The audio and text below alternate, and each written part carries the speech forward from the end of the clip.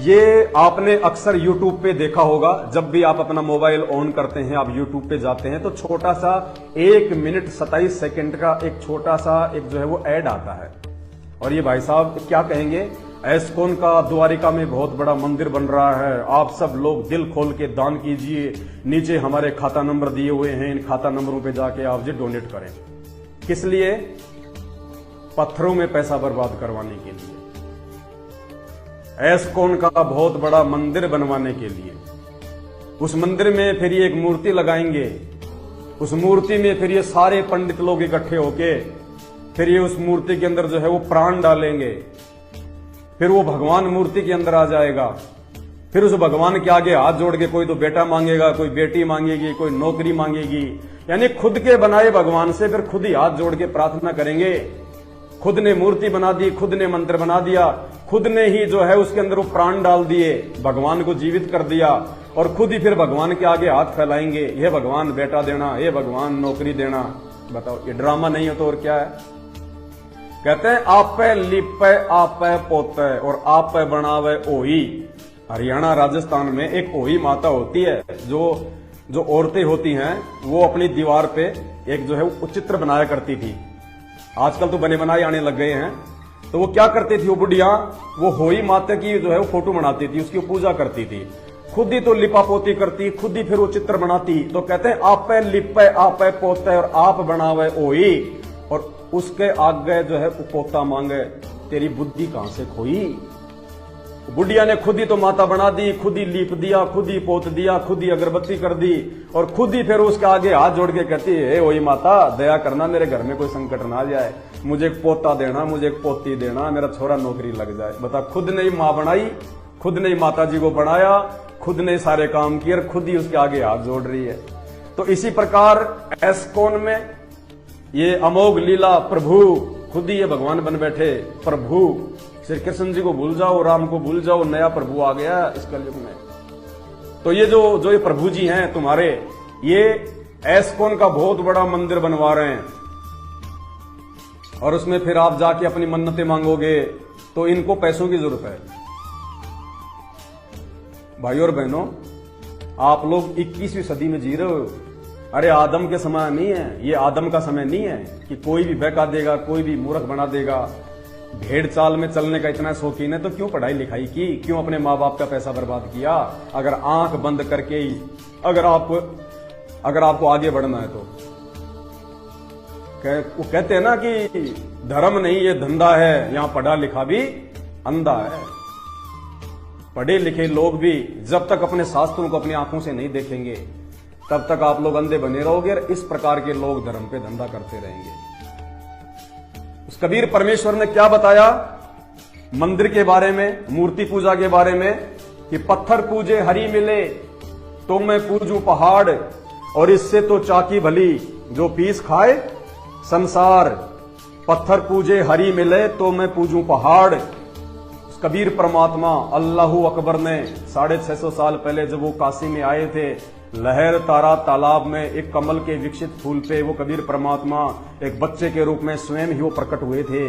बड़े होके उन्होंने धर्म में फैले हुए पाखंड की पोल खोली, हिंदू धर्म की भी, मुसलमान धर्म की भी, जिस कारण से बहुत सारे जो धर्मगुरु थे वो उनके दुश्मन हो गए थे उस समय। तो वो कबीर जी कहा करते थे, वो कबीर जिनको आप जी कहते हैं, वो कबीर दास जिनके आप जी दोहे पढ़ते हैं कि पत्थर पूजे हरि मिले तो मैं पूजूं पहाड़, इससे तो चाकी भली जो पीस खाए संसार। तो कबीर जी कहते हैं अगर एक पत्थर के टुकड़े को काट के, चीर के, उसके ऊपर रंग रोगन करके, उसकी मूर्ति बना के, आंख नाक कान बना के, उस पत्थर के टुकड़े को मूर्ति बना के पूजने से अगर भगवान मिलता हो तो कहते हैं मैं तो पहाड़ को पूजूं, पहाड़ को।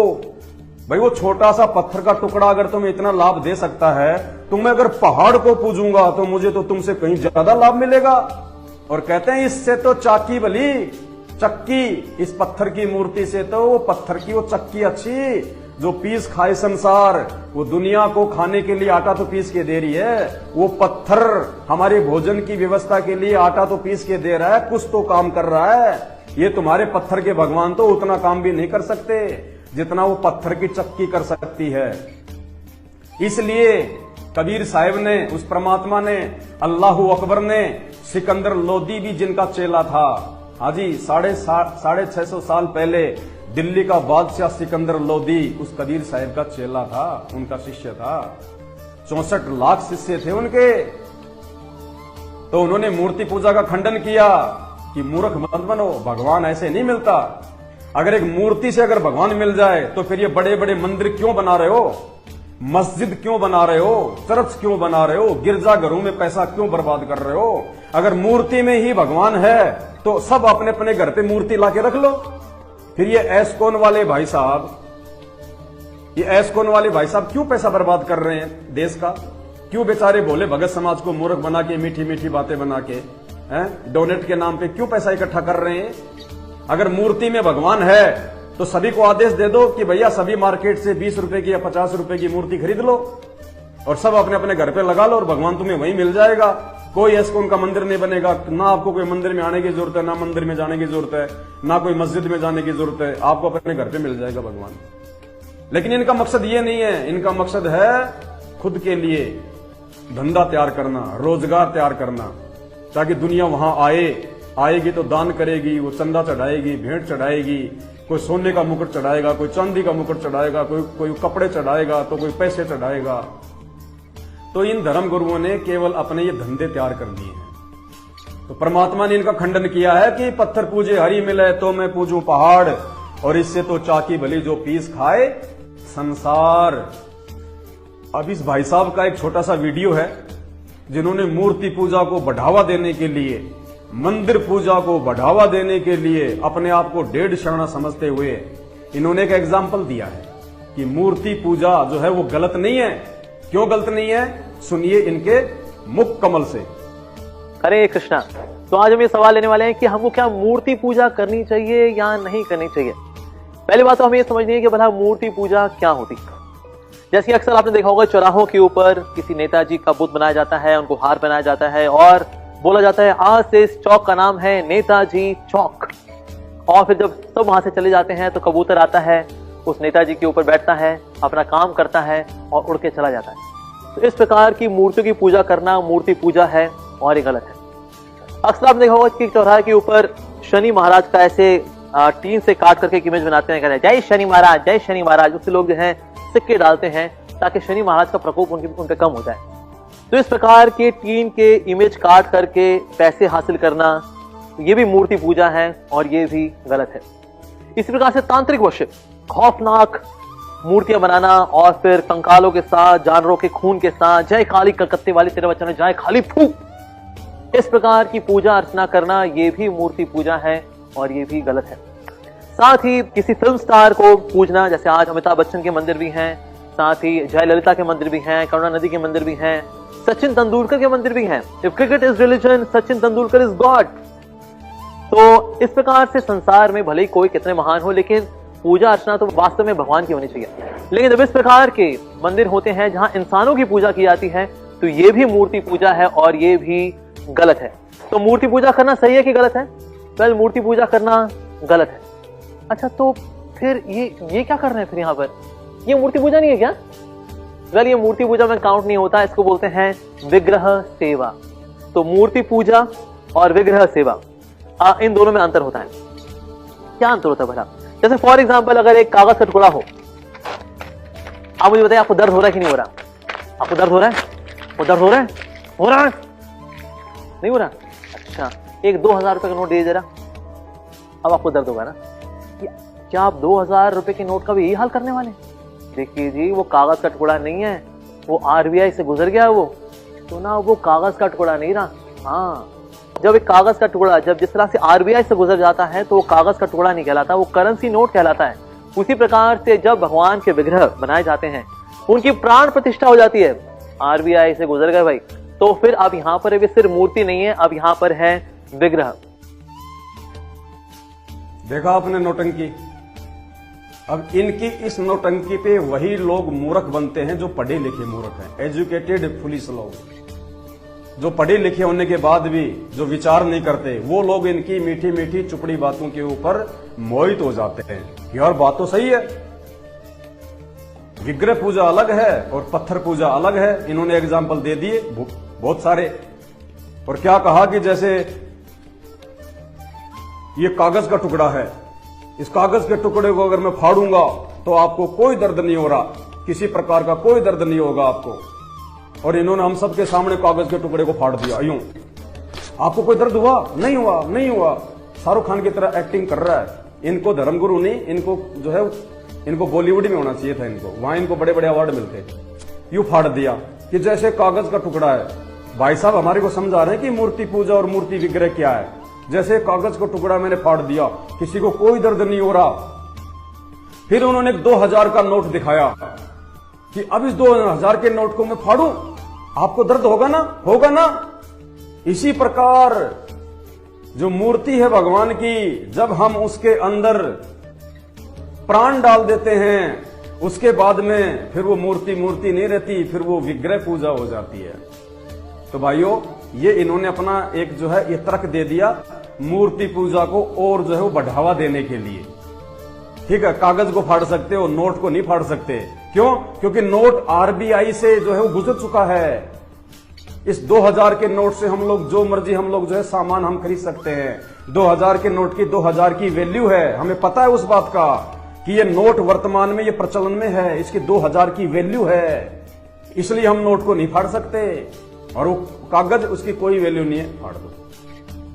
ठीक है, इसी प्रकार मूर्ति एक तो सामान्य मूर्ति है जो कि चौराहे पे लगी है, भगत सिंह की लगी है, महात्मा गांधी की लगी है, उनकी कोई कुछ नहीं है। और एक मूर्ति जो हम लोग ये मंदिरों में रखते हैं, हम सारे पंडित लोग मिलके मंत्र उच्चारण करके इनके अंदर जो है जान डाल देते हैं, प्राण डाल देते हैं, उसके बाद फिर ये विग्रह बन जाता है।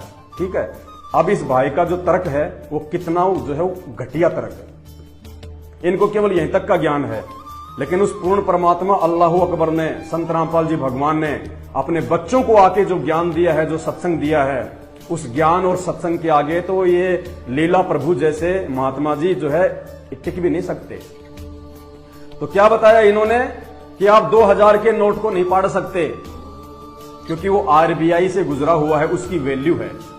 ठीक है, ये क्या है? 1000 का नोट है ना, और आप सबको पता है कि 1000 के नोट मोदी जी ने बंद कर दिए, अब ये प्रचलन में नहीं है। और इस नोट को यदि मैं फाड़ूं तो आपको कोई दर्द होगा? नहीं होगा, नहीं होगा दर्द, बिल्कुल ही नहीं होगा। क्यों नहीं होगा? क्योंकि ये प्रचलन में नहीं है, आरबीआई ने इसको कैंसिल कर दिया। रद्दी कागज की तरह इसकी वैल्यू है, इसलिए इसको फाड़ दूं तो कोई दिक्कत नहीं है। अब इसी प्रकार आप समझिएगा, नोट को फाड़ने में भी फर्क है। वो 2000 का नोट जो वर्तमान में जो प्रचलन में है, उसको कोई नहीं फाड़ेगा, और फाड़ेगा तो सब कहेंगे मूर्ख आदमी है, देखो 2000 का नोट फाड़ दिया। और ये भी 1000 का नोट ही है, लेकिन इसको आरबीआई ने कैंसिल कर दिया, वर्तमान में इसकी कोई वैल्यू नहीं है, इसलिए मैंने इसको फाड़ा तो आपको कोई दर्द नहीं हुआ। ठीक इसी प्रकार भाई और बहनों, बात को समझो। वर्तमान में जो श्री राम, श्री कृष्ण, 33 करोड़ देवी देवता, माता काली, भैरव, भूत, मसाणी, गणेश, पता नहीं दुनिया भर के देवी देवता, वर्तमान में इनकी पूजा से किसी प्रकार का कोई लाभ नहीं है, इनकी कोई वैल्यू नहीं है। क्यों नहीं है? क्योंकि वर्तमान में ये वो काम नहीं कर सकते जो काम जिस समय ये धरती पे आए हुए थे मानव रूप में, उस समय जो काम ये कर सकते थे। जिस प्रकार 2000 का नोट भाई साहब ने दिखाया कि वर्तमान में इसको कोई भी नहीं पाड़ेगा। क्यों नहीं पाड़ेगा? क्योंकि वर्तमान में इसकी वैल्यू है। तो जिस समय वो श्री राम, श्री कृष्ण, हनुमान जी, देवी देवता वर्तमान में धरती पे थे, उस समय उनकी वैल्यू थी। उस समय हम उनके पास में जाते, अपना कोई दुख और तकलीफ लेके, तो वो हमारे को राहत हमारे को देते, हमारा वो कोई समाधान करते। उस समय उनकी वैल्यू थी। लेकिन उनके मरने के बाद आज केवल उनकी फोटोएं रह गई, उनकी मूर्तियां रह गई। जैसे ये 1000 रुपए का नोट जो मैंने अभी फोड़ा, ये भी 1000 का नोट ही है, लेकिन ये पहले चला करता था। अब नहीं चलता, क्योंकि अब इसकी वैल्यू नहीं है। ठीक इसी प्रकार राम और कृष्ण जब आए थे धरती पे, उस समय उनकी वैल्यू थी। उस समय वो कोई काम जो है मानव समाज के लिए वो कर सकते थे, आज नहीं कर सकते। आज राम और श्री कृष्ण 33 करोड़ देवी देवता मुसलमान भाइयों की मस्जिद में या मजारों पे जो ये पूजा पाठ करते हैं, कोई भी धर्म का कोई भी व्यक्ति जिस भी मूर्ति पूजा की जो फोटो करता है, आज वो 1000 नोट की तरह है। वर्तमान में उसकी कोई वैल्यू नहीं है। जब वो देवी देवता, वो भगवान, वो अल्लाह जब इस धरती पे थे, उस समय के लोगों को उन्होंने लाभ दिया, उस समय उनकी वैल्यू थी। वर्तमान में उनकी वैल्यू, उन मूर्तियों की वैल्यू केवल 1000 के उस फर्जी नोट की तरह है, 1000 के उस मार्केट में ना चलने वाले नोट की तरह है।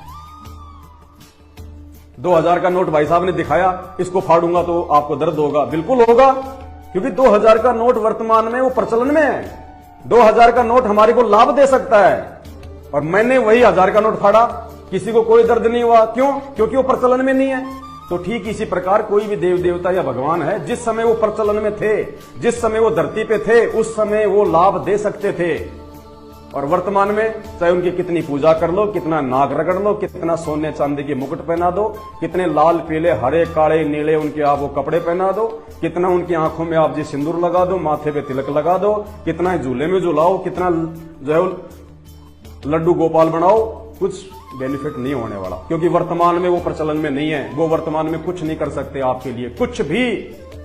उनसे ज्यादा काम सड़क के ऊपर जो मील का जो पत्थर आता है, सड़क के ऊपर जो मील का जो पत्थर है, जो पत्थर लोगों को जो रास्ता बताता है कि यहां से बंबई कितना किलोमीटर है, यहां से दिल्ली कितना किलोमीटर है, वो पत्थर ज्यादा जो है वो प्रभावशाली है वर्तमान में उन भगवानों की मूर्तियों से।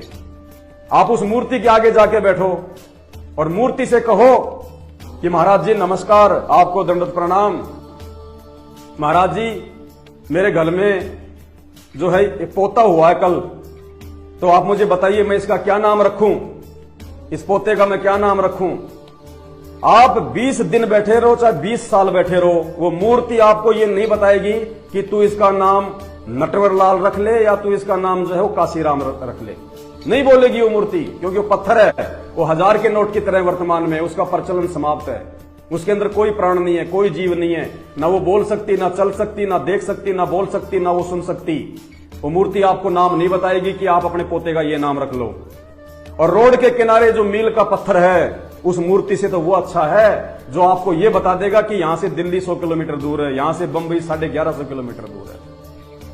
तो उस पत्थर की मूर्ति से तो रोड के साइड में लगा हुआ वो पत्थर अच्छा है, जो कम से कम हमारा मार्गदर्शन तो कर रहा है, हमारी गाड़ी का पेट्रोल तो जो है वो बचा रहा है, गाड़ी का डीजल तो बचा रहा है। अगर वो मील का पत्थर ना होता तो हम किसी और रोड पे चले जाते, उल्टी दिशा में जाते, हमारी गाड़ी का डीजल खराब हो जाता, पेट्रोल बर्बाद होता।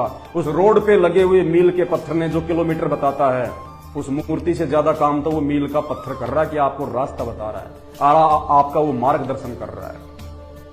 तो भाई और बहनों, इस मूर्ति पूजा के भरोसे में ना रहो। ये मानव शरीर मूर्ति पूजा करने के लिए नहीं मिला है। ये मानव शरीर पूर्ण परमात्मा की पहचान, और पूर्ण परमात्मा की पहचान होगी कब? पूर्ण गुरु से। और पूर्ण गुरु कहां मिलेगा? वर्तमान में धरती पे संत रामपाल जी के अलावा दूसरा कोई भी पूर्ण गुरु नहीं है। तो परमात्मा कहते हैं उस मूर्ति पूजा से अच्छा तो उस चमचा, कौन सा चमचा? घर में जिस चमचे से हम लोग सब्जी परोसते हैं, चावल परोसते हैं, कहते हैं पीतल चमचा पूजिए। उस मूर्ति से अच्छा तो पीतल का जो वो चमचा होता है, स्टील का जो वो चमचा है, उसकी पूजा करो। क्यों? क्योंकि पीतल चमचा पूजिए जो थाल परोस है, अरे वो कम से कम वो चावल परोसता है, वो सब्जी परोस देगा, काम आता वो। पीतल चमचा पूजिए जो थाल परोस है, वो जड़ मूर्त किस काम की मत रहना भरोसे। वो जड़ मूर्त, वो पत्थर की मूर्ति, वो भगवान, वो किसी काम की नहीं है, उसके भरोसे मत रहना। उससे अच्छा तो पीतल का वो स्टील का वो चमचा है जो कम से कम खाना तो परोसने के काम आता है। ये कबीर साहब ने मूर्ति पूजा का खंडन किया था आज से 650 साल पहले। दिल्ली का बादशाह सिकंदर लोदी भी जिनका जो है वो गुरु था। और मूर्ति पूजा में बताओ आज तक मूर्ति से बाहर निकल के भगवान ने जो है किसको वो दर्शन दिए हैं? बता दीजिए कि मंदिर में भगवान ने अगर किसी को अगर वो दर्शन दिए हो तो एक का भी नाम बता दीजिए आप। अरे नामदेव का भगवान ने दूध पिया, मंदिर में नहीं पिया। नामदेव ने भगवान को, विठल को अपने घर पे भोग लगाया था। विठल भगवान ने नामदेव का दूध पिया, उस पत्थर से प्रकट होके। मंदिर में प्रकट नहीं हुए थे। मीराबाई के जहर को अमृत परमात्मा ने जो है मंदिर में नहीं बनाया, राजमहल में बनाया था, उसके घर में जहां सोती थी, जहां पे वो मूर्ति रखती थी।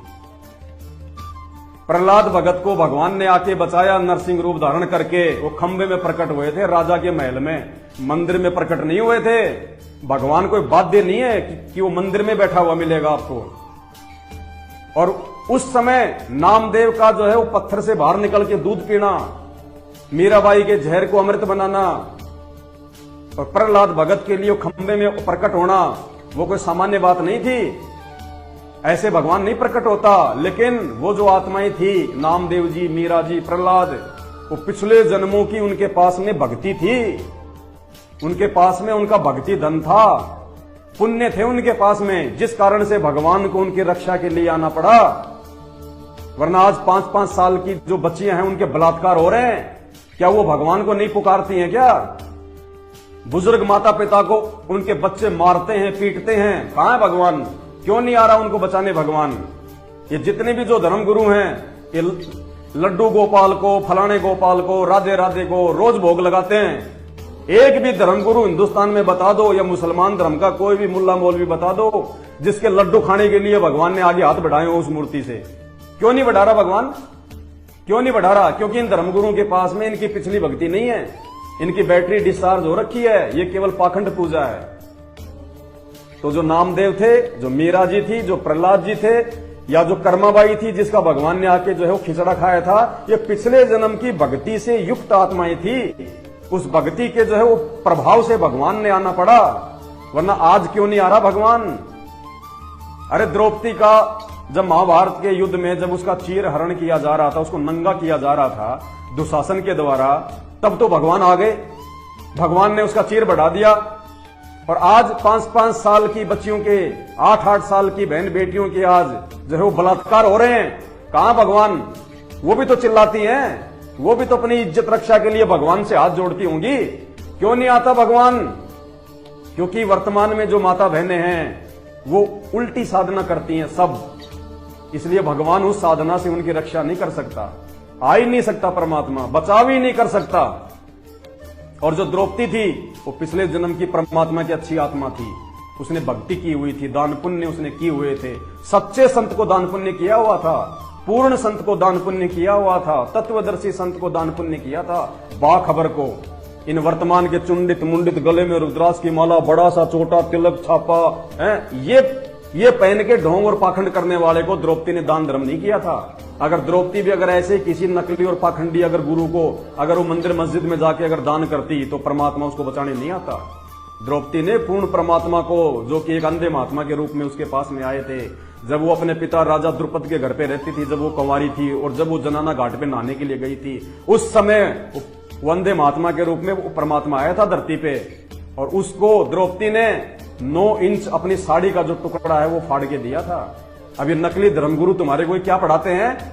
श्री कृष्ण जी ने सुदर्शन चक्कर चलाया था, उनकी उंगली पे चोट लग गई, खून आ गया था, जिस कारण से द्रौपदी ने अपनी साड़ी बांधी। अरे जा रे भाई, इसका मतलब श्री कृष्ण जी का सुदर्शन चक्कर तो पता नहीं कितनी बार चलता है। जब महाभारत के युद्ध में या उससे पहले जब उसने सुदर्शन चक्कर चलाया और श्री कृष्ण जी की उंगली जो है वो कट गई, उसको खून आ गया, और द्रौपदी ने साड़ी का पल्लू बांधा, तो श्री कृष्ण जी तो लाखों बार अपना सुदर्शन चक्कर जो है वो चला चुके हैं, तो अब तक तो उनकी उंगली नहीं मिलती, उनकी उंगली नहीं मिलती अब तक तो। अरे श्री कृष्ण जी के सुदर्शन चक्कर से अच्छा तो आजकल बच्चों का वो है, वो जो हाथ में घुमा के बोलते हैं, उसको क्या है, स्पिनर। आजकल की जो कंपनियां हैं बहुत अच्छा एक वो बनाती है, गोल गोल सा, बीच में उसमें जो है वो बेरिंग आता है, और छोटे छोटे बच्चे उसको डाल के उंगली में उसको स्पिनर को और उसको यूं घुमाते हैं, और चाहे वो 1 घंटा घूमता रहे उस बच्चे की उंगली पे चोट नहीं लगती। तो क्या श्री कृष्ण जी का सुदर्शन चक्कर क्या उस स्पिनर से भी नीचे गिरा हुआ है? क्या वो घटिया है, उत्तम क्वालिटी का नहीं था क्या, जो श्री कृष्ण जी की उंगली के चोट लग गई? ये बनावटी बातें हैं। असल में द्रौपदी ने एक साधु को दान दिया था, और वो साधु कोई पाखंडी नहीं था, कोई नकली नहीं था, पूर्ण परमात्मा वो कबीर साहब था। कहते हैं सुपात्र को दान देना चाहिए, कुपात्र को दान दोगे बेवजह मरोगे, बेमौत मरोगे, भगवान जिंदगी में लाभ नहीं देगा। अब तुमने वोडाफोन की सिम ले रखी है और तुम एयरटेल के ऑफिस में जाके अगर तुम रिचार्ज करके आओगे तो वोडाफोन कहां से तुम्हारी सिम चलाएगा।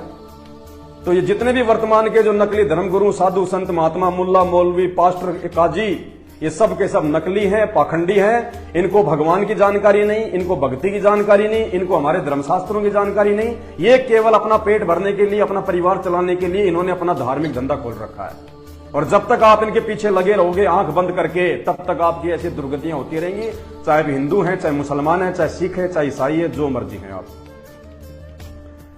अब ये कहते हैं, उस वीडियो में आपने देखा होगा भाई साहब ने लास्ट में क्या बोला। आपने ढंग से नहीं सुना तो एक बार फिर से आपको मैं सुना देता हूं थोड़ा सा। तो आज भी सवाल लेने वाले प्राण प्रतिष्ठा ध्यान से सुनिए। क्या आप 2000 रुपए के नोट का भी यही हाल करने वाले? देखिए जी, वो कागज का टुकड़ा नहीं है, वो आरबीआई से गुजर गया। वो सुना, वो कागज का टुकड़ा नहीं ना। हाँ, जब कागज का टुकड़ा, जब जिस तरह से आरबीआई से गुजर जाता है तो वो कागज का टुकड़ा नहीं कहलाता, वो करेंसी नोट कहलाता है। उसी प्रकार से जब भगवान के विग्रह बनाए जाते हैं, उनकी प्राण प्रतिष्ठा हो जाती है। प्राण प्रतिष्ठा से गुजर गए भाई, तो फिर अब यहाँ पर एक सिर्फ मूर्ति नहीं है, अब यहाँ मंदिर बना के और मंदिर में फिर एक बहुत बढ़िया सी मूर्ति लाएंगे। ये एस्कॉन के मंदिर में बढ़िया संगमरमर की, उसको रंग रोगन करके, उसके ऊपर जो है वो पॉलिश वालिश करके फिर उसको उस मंदिर में लगा देंगे। और मंदिर में लगा के फिर क्या करेंगे, सारे लोग मिलके भगवान को जीवित करेंगे, मरे हुए भगवान को जीवित करेंगे। सारे भगवान के जो प्राण हैं वो उस मूर्ति में डाल देंगे ये। और मूर्ति में प्राण डालने के बाद में फिर वो मूर्ति नहीं रह जाएगी, फिर वो भगवान वाला काम करेगी। जो मर्जी आप उससे मांगोगे आपको देगी, बेटा मांगोगे बेटा देगी, जो मर्जी मांगोगे आपको देगी, क्योंकि उसके अंदर भगवान प्रवेश कर गए। उसकी जो है वो प्राण प्रतिष्ठा हो गई। अब वो मूर्ति पत्थर नहीं, भगवान बन गई। अब वो मूर्ति पत्थर का काम नहीं, भगवान का काम करेगी। तो इस भाई साहब से मेरी हाथ जोड़ के प्रार्थना है, मैं 5000 रुपए की कहीं से जुगाड़ करके 5000 रुपए लेके किसी से मांग के, और मैं एक पत्थर की एक बड़ी सी जो है मतलब एक वो भैंस लेके आऊंगा। आप एस्कॉन के मंदिर में भगवान की जो मूर्ति लगाओगे ना, उससे भी ऊंची लेके आऊंगा। 5000 रुपए की एक पत्थर की भैंस की मूर्ति लेके आऊंगा। और आप सभी से हाथ जोड़ के प्रार्थना करूंगा, जितने आप पंडित लाओ उतने ले आओ, जो भी खर्चा होगा मैं दूंगा। और मेरी उस भैंस में, उस पत्थर की भैंस में सारे मिलके वेद मंत्र बोल के उसके अंदर वो प्राण प्रतिष्ठा कर दो, ताकि मैं रोज भैंस का दूध निकाल सकूं। क्योंकि वो प्राण प्रतिष्ठा हो गई भैंस में, उसके बाद तो वो पत्थर थोड़ी है, वो तो भैंस बन गई। फिर वो भैंस वाला काम करेगी। ओ फिर मेरा परिवार रोज दूध पिएगा, हम रोज दूध निकालेंगे उस पत्थर की भैंस का। अब आप कहेंगे ऐसा थोड़ी हो सकता है, तो मूर्खों वाली बात है। तो भाई वो पत्थर के टुकड़े में जिसको तुमने बनाया, जिसको तुमने सजाया, तुमने छेनी और हथौड़े चलाए, उसके ऊपर बैठ बैठ के जूते चप्पल पहन पहन के तुमने उसको ठोका, उसको पहना है, उसके ऊपर फिर रंग रोगन किया, उसकी पॉलिश करी और मंदिर में लाके रख दिया। और सारे पंडित इकट्ठे होके फिर तुम उसके अंदर वेद मंत्र बोल के वो प्राण डाल रहे हो। फिर तुम ये कहते हो कि अब ये विग्रह हो गया, अब ये पत्थर नहीं रहा, अब इसमें भगवान प्रवेश कर गए। और जब भगवान, फिर भगवान वाले काम यदि वो करता है, फिर लोग जाके उससे बेटा मांगेंगे, बेटी मांगेंगे, नौकरी मांगेंगे, मैं इंटरव्यू में जो है वो सफल हो जाऊं। तो भाई वो पत्थर की भैंस में प्राण डालने के बाद में, प्राण प्रतिष्ठा करने के बाद में, फिर वो पत्थर की भैंस भैंस वाला काम क्यों नहीं करेगी? उसने भी तो करना चाहिए। फिर मेरे हिंदुस्तान के भाई और बहनों, तुम्हारे माँ बाप ने तुम्हारे ऊपर जो लाखों रुपया जो बर्बाद किया ना, ये कोचिंग करवा करवा के एजुकेशन के नाम पे, इसका कुछ फायदा उठाओ। ये 2 टाइम की रोजी रोटी भगवान ने तुम्हारे हिस्से में उसी समय लिख दी थी जब तुम अपनी मां के पेट में थे। ये शिक्षा, ये नौकरी, ये रोजी रोटी के लिए नहीं होनी चाहिए। आपके बाप दादा, आपके परदादा कौन सा MBA किए हुए थे, किसने PhD कर रखी थी? वो तो जो है पढ़ना लिखना भी नहीं जानते थे बेचारे, आज से 50 साल पहले। और वो उस समय ऐसा जीवन जिया करते थे, ऐसा शांतिपूर्वक जीवन जिया करते थे, ऐसे प्यार और जो है वो प्रेम से रहा करते थे, ऐसा वो शुद्ध खाना खाया करते थे, जो आज तुम PhD करके या MBA करके, इंजीनियरिंग करके भी सारा दिन टेंशन में रहते हो। 2 टाइम की रोटी के लिए लेके फाइल लेके सारे डॉक्यूमेंट्स दर दर घूमते रहते हो, नौकरी नहीं मिल रही, नौकरी नहीं मिल रही। ये नौकरी एजुकेशन के लिए, ये जो एजुकेशन है ये नौकरी के लिए नहीं है। ये एजुकेशन देने का मतलब उस परमात्मा का कुछ और है। आज से पहले क्यों नहीं थी ये पढ़ाई? आज से 50 साल पहले एजुकेशन कहां थी हमारे हिंदुस्तान में? सन 1951 से पहले एक ब्राह्मण वर्ग को ही मात्र पढ़ने का अधिकार था, बाकी लोग तो जो है पढ़ते नहीं थे। कोई भी अपने बच्चों को स्कूल में नहीं भेजता था। क्यों? ये एजुकेशन परमात्मा ने इसलिए दी है कि वर्तमान में उस अल्लाह अकबर को, उस परमात्मा को, उस जगदम्बा को, उस जगदीश को आज इस धरती पे नीचे उतर के आना है। और वो संत रामपाल जी के रूप में आ गए। और ये शास्त्र आज से पहले केवल ये संस्कृत भाषा में होते थे। कोई भी व्यक्ति इनको नहीं पढ़ सकता था, केवल उन ब्राह्मणों के अलावा, उन पंडितों के अलावा, उन धर्मगुरुओं के अलावा। आज क्यों ये जितने भी शास्त्र हैं ये सभी भाषाओं में हो गए। आप चाहे इनका हिंदी में अनुवाद पढ़ लो, चाहे अंग्रेजी पढ़ लो, चाहे संस्कृत पढ़ लो, चाहे उर्दू पढ़ लो, तो ये शिक्षा और सभी शास्त्रों को सभी भाषाओं के अंदर ये कन्वर्ट कर दिया उस परमात्मा अल्लाह अकबर संत रामपाल जी भगवान ने इसीलिए किया है कि ये वर्तमान का जो समय है ये मोक्ष का समय है, ये मुक्ति प्राप्त करने का समय है। अंधविश्वास में किसी दूसरे के जो है वो पैर पे जो है वो पैर रख के चलने का नहीं है, भेड़ चाल में चलने का नहीं है। ये शिक्षा इन शास्त्रों को जो है वो पढ़ने के लिए दी है भगवान ने, शास्त्रों को समझने के लिए दी है, सच्चे गुरु की पहचान के लिए दी है। आज से पहले तो कोई जानता भी नहीं था तत्वदर्शी संत क्या होता है, गीता जी में क्या लिखा है, वेदों में क्या लिखा है। आज इन 50 सालों में भगवान ने जो शिक्षा दी हमारे को, सभी शास्त्रों का हर भाषा में अनुवाद करवा दिया। गूगल पे जाके आप कोई भी गीता का श्लोक, कोई भी वेदों का श्लोक जाके आप जो है मतलब सर्च करो। क्यों आ रहा है? इस टेक्नोलॉजी किसने दी है? ये शिक्षा, ये गाड़ी घोड़े, इंटरनेट, टीवी, ये मोबाइल किसने दिए? ये परमात्मा की देन है, इंसान की देन नहीं है। ये ना सोचना कि इंसान ने दिमाग लगा के मोबाइल बना दिया, इंटरनेट बना दिया, ये गाड़ियां बना दी। नहीं, लाख जन्म में नहीं बना सकता इंसान। अगर इंसान के ही यदि बस की बात थी ये चीजें बनाने की, तो भाई द्वापर युग बीत गया और त्रेता युग बीत गया। रामचंद्र जी तो राजा थे, आप और हमसे तो ज्यादा दिमाग होगा उनमें, रामचंद्र जी में। रामचंद्र जी अपने लिए गर्मियों में एसी क्यों नहीं बना पाए? सर्दियों के लिए वो हीटर क्यों नहीं बना पाए? खुद रामचंद्र जी घोड़े जोड़ के चलते थे, ढंग की रोड भी नहीं थी। रामचंद्र जी एक छोटी सी महिंद्रा की जीप और एक छोटी सी डामर की रोड क्यों नहीं बना पाए? क्या रामचंद्र जी को आवश्यकता नहीं थी? जब वो जंगल में गए थे उस समय मोबाइल होते तो अपने माँ तो पीछे से अपनी माता से, अपने पिताजी से, अपने भाइयों से बात कर लेते कि कोई दिक्कत नहीं माताजी, जंगल में मैं ठीक हूं, आप टेंशन ना लेना। उनके पीछे से उनके पिताजी मर गए उनके वियोग में, पुत्र मोह में। उस समय अगर रामचंद्र जी ने मोबाइल अगर बना दिया होता तो उनके पिताजी को इतनी टेंशन नहीं होती। भरत को राजकाज करने में वो कितनी टेंशन हुई, कितना उसको जो है दिक्कत आई। अगर रामचंद्र जी छोटा सा नोकिया का अगर बटन वाला मोबाइल भी बना देते तो बात बात पे वो भरत को, अपने भाई को दिशा निर्देश तो देते रहते कि भाई ऐसा करना, ऐसा करना, ऐसा करना, ऐसा करना। श्री हनुमान जी लंका गए माता सीता का जो है वो पता लगाने के लिए। अगर उस समय हनुमान जी के पास में मोबाइल होता तो रामचंद्र जी को वहीं से जो हमल की वो खुशखबरी दे देते कि महाराज माता का पता लग गया, टेंशन मत लो, मैं आराम से आ रहा हूं। क्यों नहीं बना पाए श्री रामचंद्र जी मोबाइल? श्री कृष्ण जी क्यों नहीं बना पाए? क्या आज के इंसानों में उनसे ज्यादा दिमाग हो गया? अगर आज के इंसानों में राम और श्री कृष्ण से अगर ज्यादा दिमाग है, जिसने इंटरनेट बना दिए, लाइट बना दी, टीवी बना दिए, मोबाइल बना दिए, BMW जैसी लग्जरी गाड़ियां बना दी, तो फिर राम और कृष्ण क्यों? फिर तो उनसे ज्यादा बुद्धिमान आज का इंसान है जिसने चीजें बना दी। फिर तो इन इंसानों की पूजा करो, भूल जाओ राम और कृष्ण को। क्योंकि ये राम और श्री कृष्ण के भी जो है वो बस की बात नहीं थी। ये वर्तमान के किसी बड़े से बड़े साइंटिस्ट की भी जो है वो बस की बात नहीं। ये दिमाग इंसान को ये चीजें बनाने के लिए उसने दिया है जिसने इंसान को बनाया है, उस परमेश्वर ने, अल्लाह अकबर ने, पूर्ण परमात्मा ने, भगवान ने, संत रामपाल जी ने ये दिमाग दिया है आज इस दुनिया को। संत रामपाल जी ने, क्योंकि आज धरती पे संत रामपाल जी हैं, वो अल्लाह अकबर, वो पूर्ण परमात्मा। और ये सारी चीजें क्यों दी है आज इंसान को? इसलिए ताकि हम भक्ति और भगवान की पहचान कर सकें। पूर्ण गुरु कौन होता है, पूर्ण संत कौन होता है, कौन सी भक्ति सही है जिससे हमारी आत्मा का जो है आत्म कल्याण हो जाए। हम 84 लाख योनियों में ना जाएं, हम गधे कुत्ते सूअर ना बने।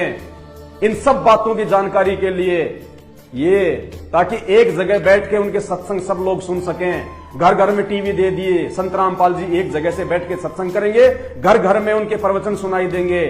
इसलिए दिए ये चीजें इंसान को जो है भक्ति और भगवान से जोड़ने के लिए। थोड़े समय और रुक जाओ, अभी तो इस काल ने, इस शैतान ने अपने नकली धर्मगुरुओं के द्वारा इन चीजों का मिसयूज करवा रखा है। थोड़े दिनों बाद में जब ये सब डिस्फ्यूज हो जाएंगे, सब धर्मगुरु, सब मंदिर, सब मस्जिद, सब मूर्ति, सब जो है ये चर्च वगैरह, देवी देवता सब फैल हो जाएंगे, सबकी पोल खुल जाएगी इनकी, ये कितने स्वामी है, कितने भगवान है, कहां तक इनके अंदर जो है वो पावर है। उस समय संत रामपाल जी याद आएंगे दुनिया को। उस समय दुनिया पुकारेगी, हे परमात्मा, हे सबके मालिक, आप कहां हो? देवादिदेव महादेव। ये देवादिदेव महादेव शंकर जी नहीं है। शंकर जी से ऊपर तो बहुत महादेव है। जब आप उनकी जीवनी पढ़ोगे तब आपको मालूम चलेगा श्री शिव महापुराण में कि शंकर से ऊपर तो और भी शंकर हैं। तो देवादिदेव महादेव ये संत रामपाल जी भगवान है वर्तमान में पूरी सृष्टि के लिए।